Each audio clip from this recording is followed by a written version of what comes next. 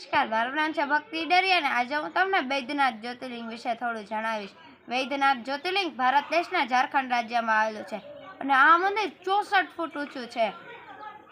અને આ મંદિરની સ્થાપના 10મી સદીમાં થઈ હતી, જે 1981 થી પુરાતત્વ શાસ્ત્રીઓના વિભાગમાં આવે છે અને આ મંદિરને ઉડ્ડયન મંદિર પણ કહેવાય છે। એની પાછળની દંતકથા એવી છે ઉડ્ડયન મંદિર પાછળની કે એક દિવસ એક તપસ્વી પોતાના તપોબળથી એટલે કે પોતાની શક્તિથી તે મંદિરને ઉડાવીને એક સ્થાનેથી બીજા સ્થાને લઈ જઈ શકતો હતો, પણ સૂર્યોદય થઈ ગયો એટલે બધા જોઈ લે એટલે તે ના લઈ જઈ શક્યો અને ત્યાં ને ત્યાં આ મંદિર સ્થાપિત થઈ ગયું એટલે આને ઉડ્ડયન મંદિર પણ કહેવામાં આવે છે। આ મંદિરની દંતકથા એવી છે કે રાવણ છે ને એક દિવસ ભગવાન શિવની તપસ્યા કરી રહ્યા હતા તેમને પ્રસન્ન થવા માટે, પણ ભગવાન શિવ પ્રસન્ન જ ના થયા તો એ ગુસ્સે ભરાય કે લે મેં આટલી તપસ્યા કરી, ભગવાન શિવ તો પ્રસન્ન જ ના થયા। ત્યારબાદ થોડા દિવસો બાદ ભગવાન શિવ પ્રસન્ન થયા અને તેમને કીધું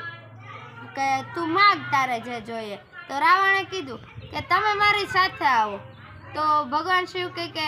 એને ઈચ્છા વ્યક્ત કરી કે તમે મારી સાથે મારી ઘરે લંકામાં આવો, તો ભગવાન શિવ કે એ શક્ય નથી, તું બીજું માગ, તો કે ના, એ પોતાની જીદ ઉપર અડ્યો રહ્યો કે ના, તો ભગવાન શિવે કીધું કે શક્ય નથી, હું તારી જોડે તારી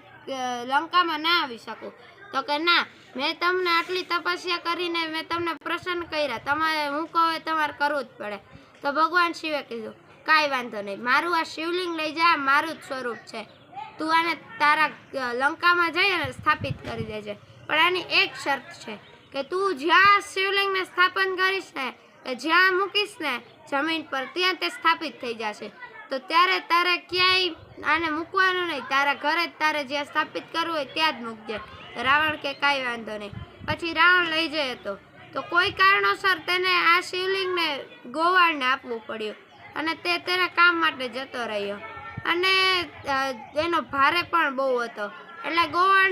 ગોવાળથી તે ભાર સહન ના થયો અને ગોવાળે તે શિવલિંગ નીચે મૂકી દીધું અને તે શિવલિંગ ત્યાં ને ત્યાં સ્થપાઈ ગયું। ત્યારબાદ રાવણ આવ્યો, તે ગોવાળને ઘણું કીધું, સંભળાયું કે તે આવી રીતના કાં કર્યું, આમ તેને ઘણો શિવલિંગને ઉપાડવાનો પ્રયાસ કર્યો પણ ના થયું, એ શિવલિંગ ના ઉપાડ્યું, કારણ કે ભગવાન શિવે કહ્યું હતું કે જ્યાં તું આ શિવલિંગને સ્થાપિત કરી દઈશ ત્યાં આ શિવલિંગ સ્થાપિત થઈ જશે। ત્યાં એ મંદિર જ્યાં શિવલિંગ સ્થાપિત થયું ત્યાં આ જ્યોતિર્લિંગ વૈદ્યનાથ હતું, તેથી તે શિવલિંગ વૈદ્યનાથ જ્યોતિર્લિંગ તરીકે ઓળખાય છે। નમસ્કાર।